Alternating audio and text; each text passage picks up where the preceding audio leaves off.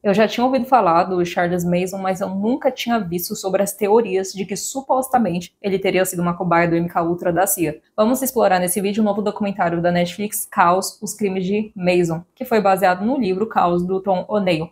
Primeiro eu quero contextualizar quem era o Charles Manson, para quem nunca ouviu falar sobre ele, para então a gente falar sobre as teorias das motivações dos crimes. O contexto social, para vocês entenderem melhor, foi lá no movimento hippie da década de 60.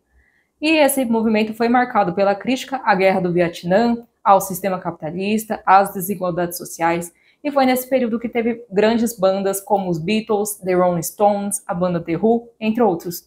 O Charles Manson, ele era um criminoso americano reincidente, ele era liberado em alguma condicional, mas ele cometia algum crime, ele voltava a ser preso. E foi em 1966 que ele saiu da cadeia e teve contato com os hippies e as ideologias políticas lá no começo desse movimento. Normalmente eles eram jovens ricos que não tinham bons relacionamentos com seus pais, e o Manson recrutou ali um grupo e ele sempre estava andando com um grupo de mulheres que eram conhecidas como namoradas dele. O documentário vai mostrar que ele alienou seus seguidores e criou ali uma seita, e ele usava drogas de LSD, técnicas de hipnose, para que essas pessoas cometessem crimes cegamente sem valores morais. Ele tentou uma carreira de cantor, mas ele não teve sucesso, e um produtor, o Terry Melcher, recusou seu trabalho, e para o Charles Manson ele se tornou um inimigo que tinha que ser eliminado. Só que na casa que ele morava foi alugada pelo diretor Roman Polanski e a sua esposa Sharon Tate, que ela estava grávida na época. E foi em 9 de agosto de 1969 que foi a mando do Manson, os seus seguidores invadiram a antiga casa do Terry e mataram todos que estavam lá. Muito provavelmente ele não sabia que o produtor havia se mudado. E no outro dia, o grupo invadiu uma casa supostamente aleatória da Rosemary e do Leno LaBianca. Em 1971, ele foi condenado à prisão perpétua por assassinato e por ser mandante de 7 mortes. Eles deixaram várias mensagens nos locais dos crimes, fazendo referência às músicas do Beatles, como Morte aos Porcos. Os porcos, no caso, eram uma referência aos americanos brancos. A teoria mais aceita sobre as motivações é do Vicente Bugliosi. O promotor, que também escreveu livros e virou best-seller na época, denominou essa teoria de Helter Skelter.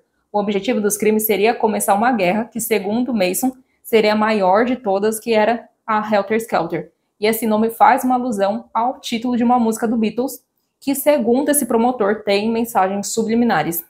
Basicamente, segundo essa teoria, seria uma guerra entre os negros e os brancos seriam exterminados pelos negros. E nessa teoria, o assassinato de famosos de Hollywood levaria à acusação de que poderia ter sido alguma pessoa negra. Por isso, ali eles deixaram várias mensagens nas cenas dos crimes como uma referência para eliminar os porcos. Com isso, a comunidade negra faria um grande confronto com o governo americano, e o promotor afirmou que durante essa guerra, o Manson e a sua família de seguidores planejavam se esconder no deserto da Califórnia porque eles eram brancos. Já a segunda teoria, que é do escritor do Caos, o qual foi baseado no documentário, ele não concorda com o promotor sobre essa guerra racial, e ele fala sobre um projeto da época que foi o MKUltra, liderado pela CIA. Foi lá no começo da Guerra Fria, após o fim da Segunda Guerra Mundial, que os russos estavam disputando com os americanos. E esse projeto visava o controle mental, e eles fizeram vários experimentos assustadores usando drogas, choques e hipnose em cobaias sem consentimento. Eles pegavam pacientes em hospitais psiquiátricos, como também presidiários em instituições federais. E ele cita o médico Johnny West, que teria supostamente participado do MKUltra e possivelmente teve contato com Charles Manson. O Charles Manson, na sua liberdade condicional, ele ia semanalmente na clínica do seu agente penitenciário Roger Smith. E nessa clínica, o Dr. Johnny West também teria um escritório. E foi exatamente quando Charles Manson começou a ter que ir na clínica por causa de uma exigência penal, em 1967, que ele fundou aquela seita. E o que isso tudo pode sugerir? De que Charles conheceu o doutor do MKUltra e os crimes teriam sido manipulados pelo governo.